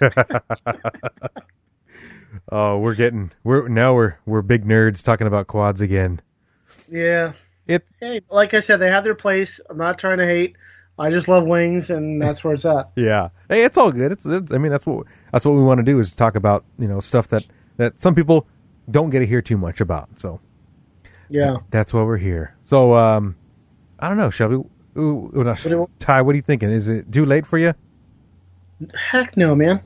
Well, let's talk about what do you got? Let's talk about something interesting. Well, we're trying to talk about Shelby. That's what I was bringing up. Oh yeah, Shelby. But I mean, he flew through that tube. Yeah, and we went through the list. I mean, I wrote down some of the stuff to kind of like touch on, just so I have like a decent game plan. But yeah. I mean, I think it's funny that we know a guy that's face is on a motor box. Oh, I know. Who else got their face on there? Oh, some quad guy that I have no idea who he is. I have no idea. But I'm glad a wing guy got his face on a Cobra box. You know. Well, they were trying to get you know, more and more people, more sponsored pilots. Like, did Hugo get one too? Well, Hugo is sponsored by Cobra. Hey, Susan, call me. I'm available. Yeah, hit me up. Hit me up, Susan. No, I like I like it when they do out and they actually reach out and get you guys involved. So yeah, it's cool. I like that a lot. It just shows you that they want to work with you and they want to interact with you. It's kind of like Tyrannus. Tyrannus came up with that new radio. Did you see it? It's not. I have it. I bought it. You bought one. So I bought it. It's in my shop. Well, hold on. Wait. Let me see. They just came out. I think it was today. It's the Tyrannus, but it's like the SL model. Oh, okay. Never mind. I think we're talking about two different things. I got that QX7. Maybe I don't know what it's called. The X7, I think. QX7, something like that. Well, this one's like the Tyrannus, but it comes stock with the new gimbals. It comes with a removable antenna, so you can upgrade the antenna. A new bunch of new stuff that is what we usually modify. They put it in an already modified transmitter. Okay. So you don't have to do anything. It's already done. Well, people were really complaining for forever about the Tyrannus. Just to touch on that antenna mod. Uh-huh. Because obviously if you go from like the stock 2 dBi antenna to a 5 dBi antenna, you really increased your range, yes, and reliability. And for some reason... it depends who you ask. You'll get a different answer. The U.FL connector, it wasn't there on the Tyrannus. It was just soldered. Yes. The shielding was soldered and the signal wire was soldered. And it's really, really small. I know. I did that. I ruined one trying to do it myself at first. So here's where I was going. The Futaba, which I've owned since 1984, 83. Up until the Tyrannus came out, I had Futaba. I had a Futaba 7C. Okay. And I did the mod where you put the Wi-Fi booster on it, right? You go buy one of those 2.4 boosters. Uh-huh. And I flew a Bixler with no OSD return to home, long before there were any rules that said I couldn't, miles on 2.4 with by doing the mod on my Futaba. The point being was they have been shipping radios here forever, and it had the U.FL connector on it that you could just pop off. But for some reason, a brand new radio that got introduced 3-4 years ago, the Tyrannus. Yeah, maybe 3 years ago, comes out with a antenna lead that's soldered, and that everyone has to do the mod on their own, and everyone's saying, oh, it's not allowed. The FCC wouldn't allow them to put on the mod because then there was like a rule where. And I'm just quoting and citing other people what their argument was. They were saying that the FCC isn't going to allow that because then it's not a permanent part of the radio system, the antenna. And listen, some ham radios guy is going to just eat my lunch about all these facts. I don't care. I'm just telling you what I heard. Yeah. Don't shoot the messenger. We're in the modding market, so we don't really care. Yeah, we're in the modding market. So all these guys were modding their antennas by soldering, the wire on there. Huh. Some guys even would solder. You've seen those little things, how tiny they are. They'd even solder an adapter, so you could put a U.FL connector on it. I mean, I don't know how you see that small without. Well, I figure I understand it's a radio and stuff, but I mean, if you wanted to upgrade it yourself, I mean, I don't see why not. Let's just say it was damaged, and because it was dropped, and you're like, oh, well, now it's broken. So you want to follow the rules and buy a whole new radio when you can just fix the antenna yourself? I mean, I don't know. I mean, are you going to take? It's like it's changing spark plugs in your car. Like, why would you take it to a shop? I mean, is it against the law? I mean, who really knows? Who's gonna be at your driveway and tell you? You can't do that. Well, that's true too. I mean, who's gonna? But now you're telling me this is the first I've heard of it. That you're saying that the new Free Sky Trent, whatever that model is, you're able to swap out antennas. Go check it out. on the top of the remote, you can unscrew the antenna and put a higher gain antenna. It's like like my Wi-Fi router. It's 2.4. And that's that's different. You're saying they put an SMA. Correct, the SMA, yeah. Oh, so that's still different. You can take it off.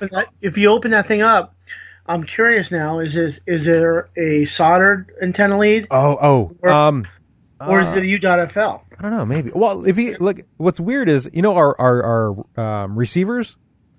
Yeah. Those you can plug them off and plug new ones on. But that's a receiver, which is really funky because some people may say, well, that's a receiver only. You're not transmitting, but you are because FreeSky has telemetry. Exactly. So I mean, you know what? I just say fuck it. I'm gonna do it. It's mine. You ain't the boss of me. I think the horse is dead on this one. Yeah. I mean, if they do that, I mean, how the fuck are they gonna even know? Well, you're right about that. I mean, I don't know, but I don't know. I mean, I don't think. Just the fact that they aren't making the effort to make that to put a UFL connector on it. When back to my other argument, Futaba has been doing it for decades. Yeah, they've got that connector on there. You can buy it right from Tower Hobbies. And open it up, and you can change out that whole SMA and lead, boom, in 2 seconds with a modified something to mod it. Maybe they're just trying to be different as an It might be company. Cost, it might be paperwork. Who knows? Yeah. Huh. So. Anyways, back to Shelby. Back to Shelby.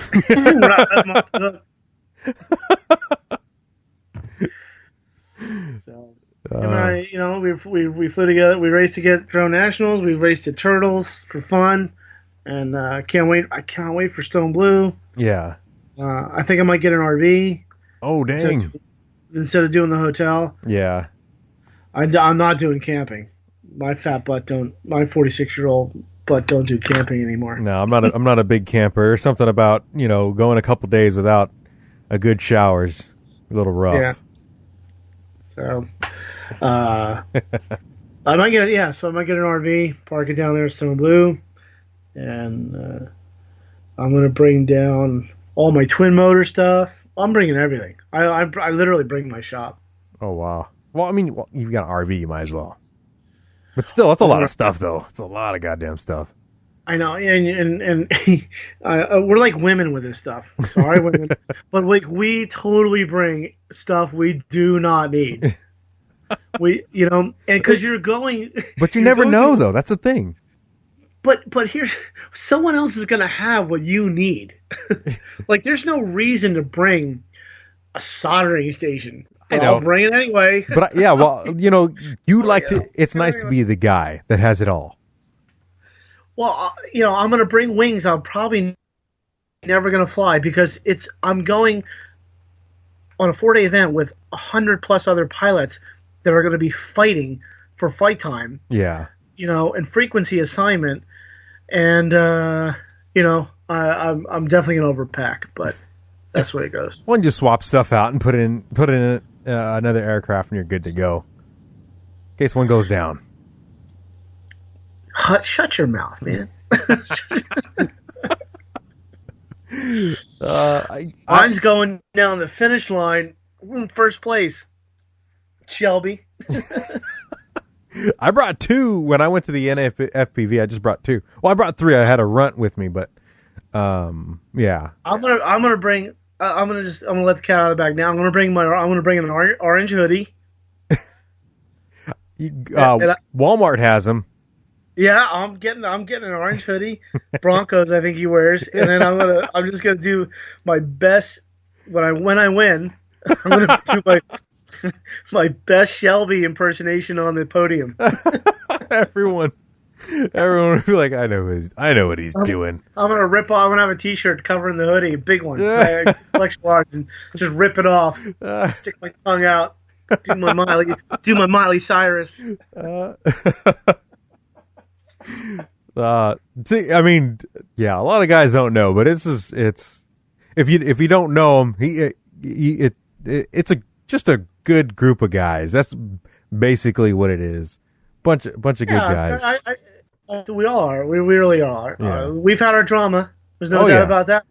We always got drama.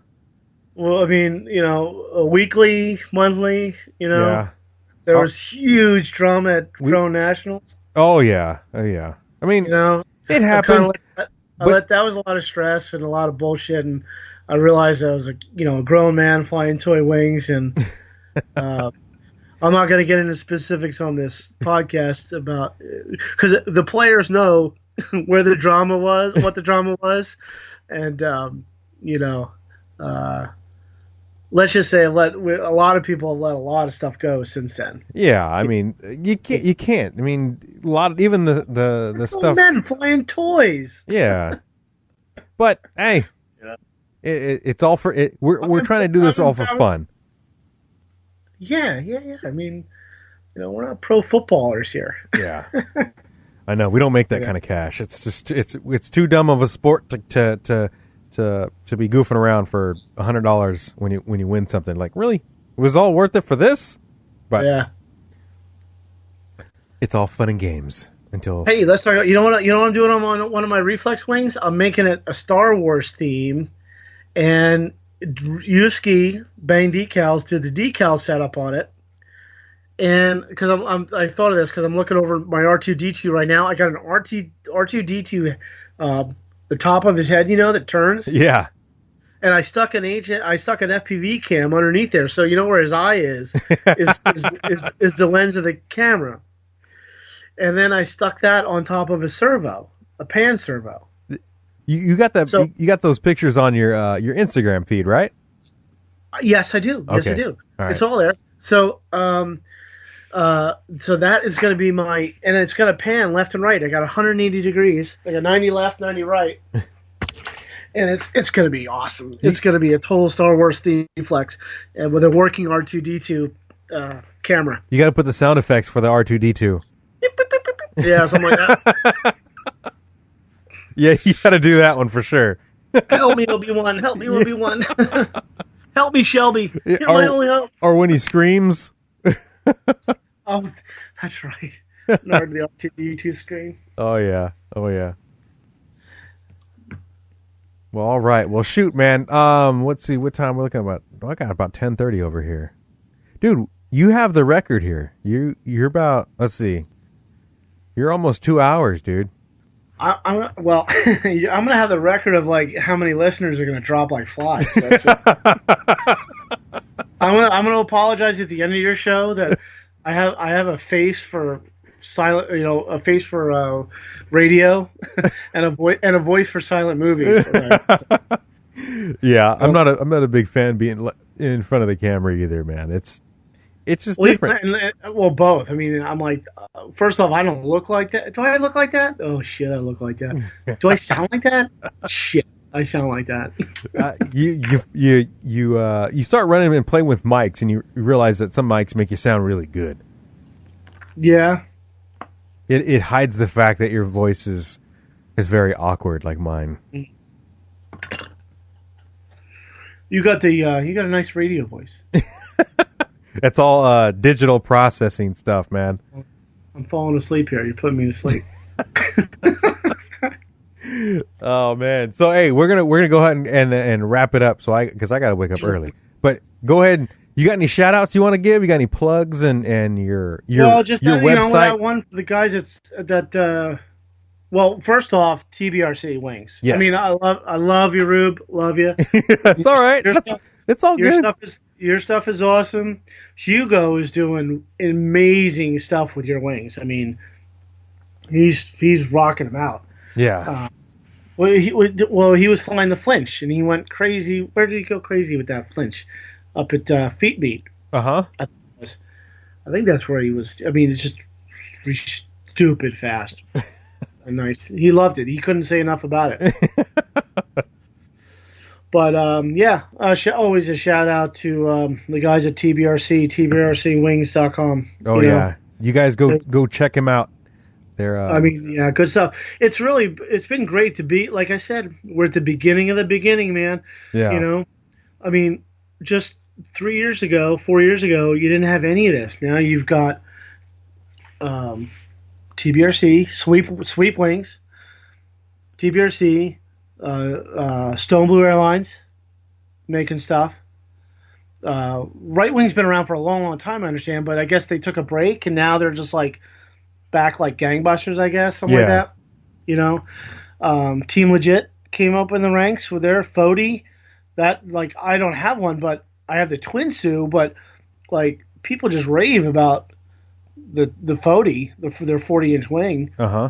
So it's really, I mean, it's amazing that we have really well-established wing makers now. Yeah. Oh yeah. And there'll be more, that's for sure.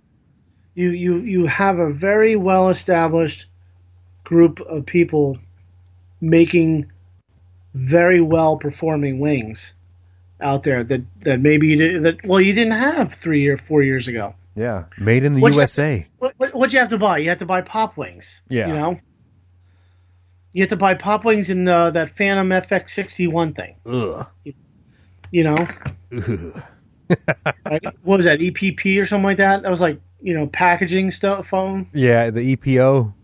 Whatever it was. Yeah. It's ridiculous. Yeah, that stuff's off. I mean, okay, so, I didn't mean that we got off on a tangent, but that's my shout out to TBRC Wings. Heck yeah. Well, I mean, you can find them.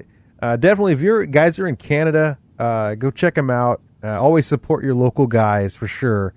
And then, if you're in the States, check out their videos. They'll be more than happy to ship them out to you. So just just ask them. They ship worldwide. Anthony ships worldwide. Yeah, and Anthony's the builder. Yes. Yeah. Dave, from what I understand, designed and Anthony cuts them and ships them. Yep. And he does Anthony does, like, tests and does other stuff. Real quick. Yes. I want to wrap it up. What event are you going to next? The next one, I have my eyes set on the NAFPV because you guys are going to be there, and I had a lot of fun last time, so that's my goal. I don't have any other events planned. Okay. So I mean, it's just budget constraints. I don't want to, go full broke because traveling. I think the last trip was like a little over $1,000 for me to travel out there. It's pretty expensive. Yeah. So. Yeah. Well, I look forward to it, man. Hell yeah, if you're there, I'll be there. Well, I mean, that's why I signed up, to get you to come out. Oh yeah. I just got to figure out how to ship my wings out there. That's a problem. Yeah, it's expensive, dude. No, it's just have Hugo build you some wings, and then you fly when you get here. I can do that, huh? Hugo, if you're listening, if tell you made it this far, tell him I build them. Yeah. If Hugo's still listening, if he does listen to this one, he'll listen in the morning. Hey, Hugo, you're building a bunch of wings for Rube. Yeah. Tyler said so. I got to put you to work. All right, man. Well, shoot. Well, let's go ahead and wrap it up and all right. Give all. Well, I think we did all the shout outs and stuff like that. I usually fumble on wrapping it up, but we'll see how it goes. I think you're doing fine. I can't wait to not hear my voice on this. All right, let's see if I don't trip over my voice on this. Okay, so give yourself a shout out. Who's going to be on the next show, or who's coming up? I'm gonna get Ryan on here. See if I can get him on here. He's waiting for he's got a microphone. He's gonna get a microphone. So we'll do Ryan Walker. No, not Ryan Walker. You're gonna put me on the spot here. I don't know his last name. Oh, okay. No problem. Where's he out of? Florida. Okay. Cool. Yeah. O'Connor. Ryan, if you're listening to this, it's Ryan O'Connor. So I kept talking to him throughout the day today. He's gonna get a mic, so we're gonna work on something, see if we can get him on here. I'm just gonna try to get you guys on here so you guys can tell your story so everyone knows.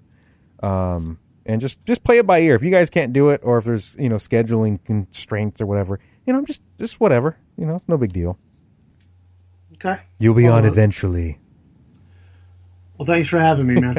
Well, thank you for letting me, I guess, kind of practice and get you on here, and that way you guys can use this as another outlet to spread the word. Keep practicing, man. All right, Ty, aka FPV Aviator. I appreciate it. You being on the show, and thank you very much for your time. Love you, man. All right, man. Guys, until next time, guys, come join us, and hopefully, I'm getting better at this, and you guys just let me know if I'm sucking. Let me know. Ty's usually pretty good at letting me know if I'm doing a horrible job. I could do that. All right, guys. Until next time, peace.